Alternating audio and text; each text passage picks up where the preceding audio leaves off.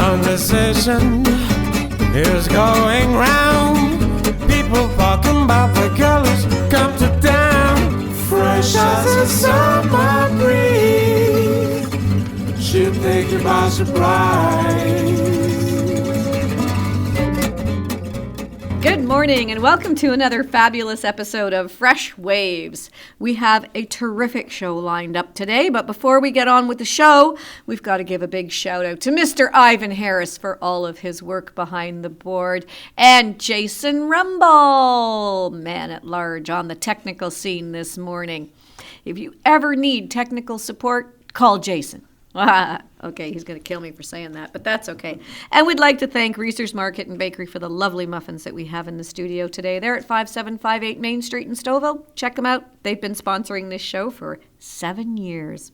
Joining us in the studio this morning for Fresh Waves, we are very happy to have the one and only Karen Stephenson, author of Fields of Nutrition. Good morning, Karen. Good morning, Brenda.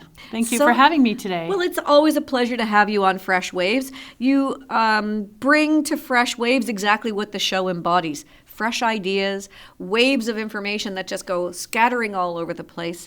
You know, a lot of us would like to have a diet that you do. You eat predominantly from this spot here in Stouffville and area, York region, I would say. You shop at local farmers, you forage in the forest, you know everything about mushrooms and herbs, and since I last spoke with you, I believe that you've become a full-fledged herbologist. Chartered herbalist. Chartered herbalist. Yes. That sounds so formal.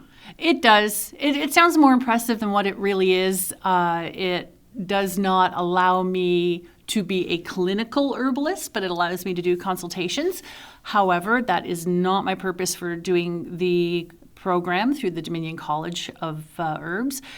My purpose for doing that was for self-knowledge, and I'm taking that one step further, and I'm now in the Master Herbalist program. Cool. So what is an herbalist? An herbalist is one who integrates wild plants or cultivated plants. You can cultivate your sage is an herb into your diet, not only as a preventative to disease or to keep you healthy, but also to help treat an ailment should it occur. Okay, so when people say that they're feeling the flu coming on and they want to have something natural, there's a ton of different things out there. But a very wise herbologist that I used to deal with, Sensiula, who is now living in Nova Scotia, which is sad. Sad for me, really good for people who are living in Nova Scotia. I was going to say they scored. Yeah, they did. One of the things he always said is that the earth provides for the people and the creatures in any given spot. So for us to be drinking green tea that comes from China in Canada, we're not going to get as much of the medicinal properties from it because we don't live in China. Correct. So it's better for us to use the herbs that are here. And there are myriads of them. Yeah. So, I mean, I guess if you were making a hemlock tea, that makes you a bit of an herbologist. Well, maybe not an herbologist, but a person who's having an herbal tincture. Absolutely. Because it's not really tea. Tea is a plant. Yes. It's a specific tree. It grows in a specific place. Yeah. But one thing to be mindful of when herbs and spices come from China or India or anywhere else for that matter is you go look at the Canadian website there on imports. Many of those are getting irradiated. So not only are we not aware of how are those plants being grown, how are they being harvested, how are they being stored, how long are they in storage, and then they come here and they're irradiated. So I know the placebo effect works in many cases. So, yeah. But those are things to also keep in mind. I'm certainly not negating the fact that there could be some benefits to these plants, but they've been reduced significantly since. Right. Whereas go out into the forest, go out into a field. We have wonderful plants here that help us. So for people who don't know what you're talking about, what do you mean that they're irradiated when they come over across the border? At the ports of call, when certain foods and certain herbs and certain spices come to Canadian borders, it is the duty of the Canadian government to irradiate, which is they're applying gamma ray radiation to these plants in order to prevent the bacteria, microbes, spoilage, mold, that kind of thing. Well, it is a big problem. You don't want some critter, even a micro critter, Yep. that grows in one place to invade a forest here or a landfill site here, which in Yeah. a sense is a forest because it's going to be taken out by birds and things like that. And then we get the problem like with the orange ladybugs, where there's nothing that eats them, nothing that kills them, and they start to wreak havoc with our ecosystem because they were never meant to be here. Absolutely. Yeah. Yes, it's an interesting problem, and you understand why they're doing it. However, it also does affect the fruit and vegetables. I mean, there are people at Nature's Emporium when you go there who won't, or any other health food store for that matter, but they won't let their items be scanned because they don't want that radiation. I have a feeling that the radiation, when it comes across the border, is a little more strong than that. Yep. But it all adds up. It's on the government website, it says that the amount that is used is not detrimental to our health. They always say that there's certain, so many parts per billion that are acceptable. But when we accept that, and then we're accepting how many parts per billion in terms of contaminants in our water system and in our regular food system, it's a Or little they bit talk here and there. about It that. all adds Yeah, up. There's those are the grapes that you bought. That's the acceptable 1 part per Yeah. 17 billion. Yeah. But they don't take into account that you've bought grapes, avocados, bananas, celery, on and on and on. It adds up. It does. So it's not just that one. Yeah. Sure, that one is fine, but we have 17 items in our grocery cart. That's that 1 times 17 Yeah. every day. I always thought it'd be really cool one day, but I know there wouldn't be a grocery store on this planet that would allow me to do this, but to do grocery cart audits. Where you just randomly pick somebody in the grocery store and you go, "Excuse me, may I audit your grocery cart and ask, why are you purchasing this? And do you know what's in that?" I always thought that'd be fun. Wouldn't it be? Well, they actually do tours of, some nutritionists Yep. I know do tours of different health food stores, and they teach people. Oh, but the big chain grocery stores would never allow us to do that. No. I could be wrong. Maybe they're, You but just have to do somehow it I would without them doubt that. knowing it. Yes. Take a friend shopping. Well, not always, but every so often I take my camera and I'll place an item with the main label and then the back of the label where the nutrition is and the ingredients, and I'll take a photograph. And that way I can analyze certain products and what's in them, what is this doing, the specific ingredient to human health. And then one day my daughter calls me up and she says, "Mom, do you know that in No Frills in Bradford, there's now a sign there that says no cameras allowed?" I can't say that, but I think that's more for industry protection than anything. But, Yeah. But I had to have a chuckle up when I heard that. It is funny that I think the adage is you should be reading recipes, not ingredients, which means we should be making more of the food ourselves. And we Yeah. should be sourcing more local produce and teas and tinctures, because actually, if we had the tea sommelier James on the show, and he was talking about the fact that tea is a very specific plant, and we in Canada, we refer to everything that's hot and comes in a cup that's not coffee as tea, and in fact it's not tea. Correct. But he makes a very It's more of a tincture. It's a valid point. Yeah. Well, tinctures are actually alcohol. Oh, so this doesn't have any alcohol in it. No, But if you go no. to a place like Algonquin Teas, Yes. and I'm going to give them a plug because they are probably my favorite teas. They're all Yeah. grown in Renfrew or Labrador. Yes. And so it comes from our continent. It comes from a place where they have the same seasons as we do. Renfrew is only a 3-hour drive away. And the herbs are handpicked. They're blessed when they're planted. They're blessed when they're picked. They're blessed when they're put into little bags. Kim always cringes when someone boils water and then puts it on her herbs. She says, "You're killing my herbs." People look at me when I do my plant walks, and I say, do not use water that has just peaked at 212 at the boiling point. No. And they're like, what? I always do that. Why wouldn't you boil your water first? Well, let's see. Vitamin C denatures at 160 degrees Fahrenheit. So if you're having your rose hip cup of tea or beverage, therefore your vitamin C that you think you're getting, you're not. It has Exactly. grossly Declined, right. And some of the herbs are sensitive. Yep. She says, she doesn't want water that's higher than 90 on any of the scales of the kettles that you get nowadays. And it's always a good idea to get the kettle with if you're going to buy a new kettle, get one with a temperature gauge. Exactly. If you don't have a temperature gauge, it's when the water has just a few little bubbles that start. That's when it's usually good for all of your different herbal concoctions. That's true, but many of us don't have time to stand and watch over that pot that's boiling or the kettle. So isn't that the adage? A watch pot never boils. You and I grew up in the same time frame. But I'm busy. I'll put my kettle on. It comes to that full boil. It kicks off, and I thought, okay, so I open the lid, let it cool down for 10 minutes, then I make my beverages with that. You know, the cancer research has just released a study that I heard on another radio station a few months ago, and they're equating some of the esophageal cancers and throat cancers to beverages that are too hot. Yep. And that we're never meant to drink beverages that were that hot. So it's an interesting thing to keep in mind. Exactly. Now, I will say that anything that we discuss on the show today is my opinion and your opinion, Correct. Karen. Correct. And we're not ever advocating that people run out and pick any plant, especially if you don't know what it is, Correct. and just stick it in a pot and start boiling it. Do not do that. Do not pick mushrooms that you don't know. And the medical advice that we discussed today is our opinion and our opinion only, and not the Absolutely. opinion of anyone else, just us. Our So- opinions are not a reflection of Health Canada.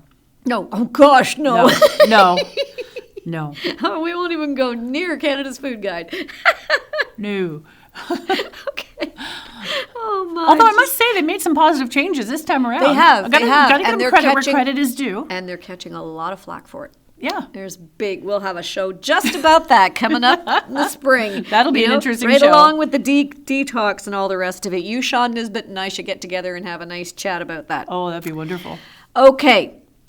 So we've just established that you have a mostly North American diet that, I mean, the Algonquin teas at one of the local health food stores was labeled as having, "This is medicine." They put that on the sign because people realized how powerful herbs are that come from here. You feel the difference. My kids phoned me, "Mom, I need the Homestead. I need the cold and flu soother tea with the red clover and the dandelion and all the different herbs in Yeah. it. Please, I don't feel well." And they even notice the difference. And it's in their stockings every year as a Christmas gift. I think it's great that that's being recognized. However, food also is medicine, yet it's not labeled. For example, I make my own energy balls. They're Oh, raw. really? And when you eat one or two of those, they are absolutely filling. You feel amazing afterward.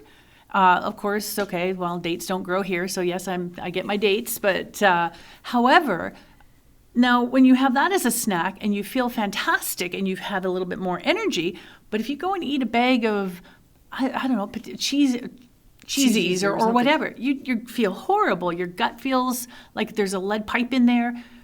So therefore, food, as Hippocrates once said, is also your medicine. You are what you eat. Yeah. It's interesting that you say that because I think we've gotten to a point in this society now where people don't realize how bad they feel. Going to the U.S. a few weeks ago and having nowhere else to go on the highway except for a fast food place. I won't even say which one it was because it doesn't really matter. But you do that a couple of days in a row and all of a sudden you feel awful. Yeah. And most people who are doing that every day feel awful all the time, and that becomes their normal, and they don't even know how awful they actually feel or how good they can feel. It's now their baseline. So how long did it take you to go from what would be a typical Canadian diet to the diet that you currently have? Oh, probably about 10 years ago, I made that huge transition.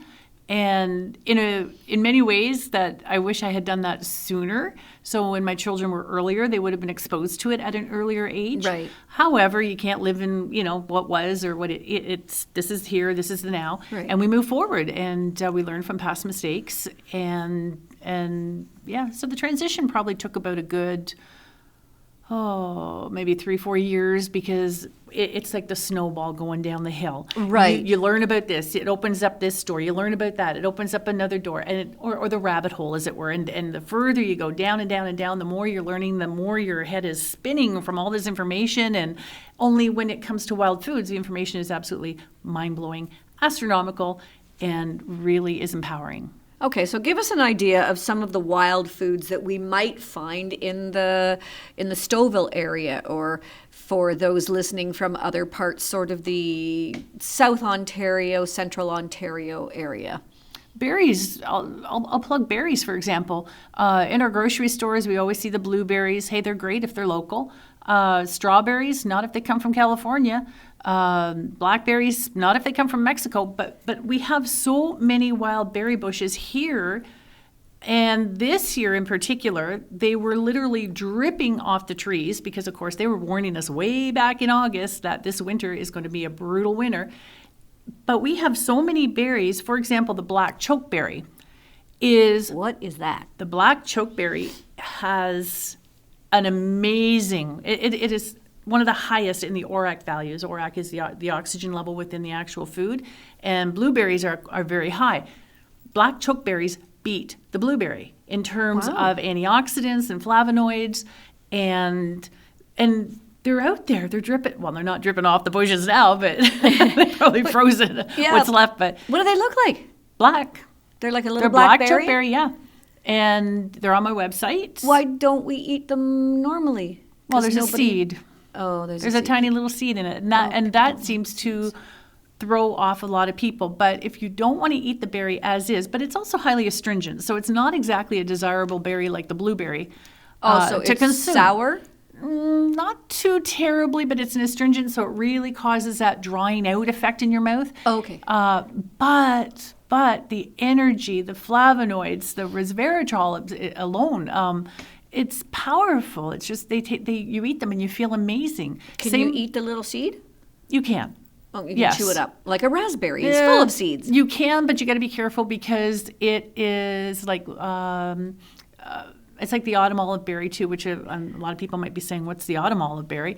Same thing, there's a little seed in there. You can consume it. It's safe for consumption. However, if you chew it the wrong way, it's going to crack a tooth. So you got to be careful. Oh, okay. Yeah, so the best way to do it is to make it with, and actually I just did this the other day. I was out there, picked a lot of wild apples that were still left on the trees.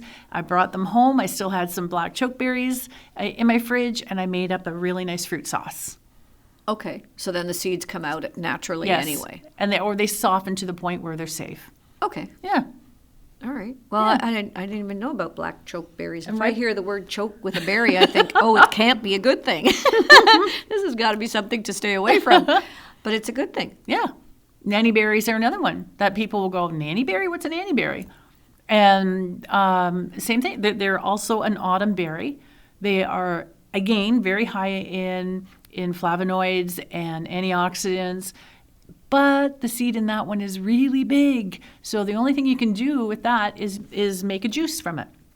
So, and it's really actually quite amazing because when you make juice with the nanny berries, it's almost a dead ringer for prune juice in terms of color and flavor. Huh, isn't that interesting? Yeah, yeah. Maybe you'll one day come up with something here that'll take the place of a date.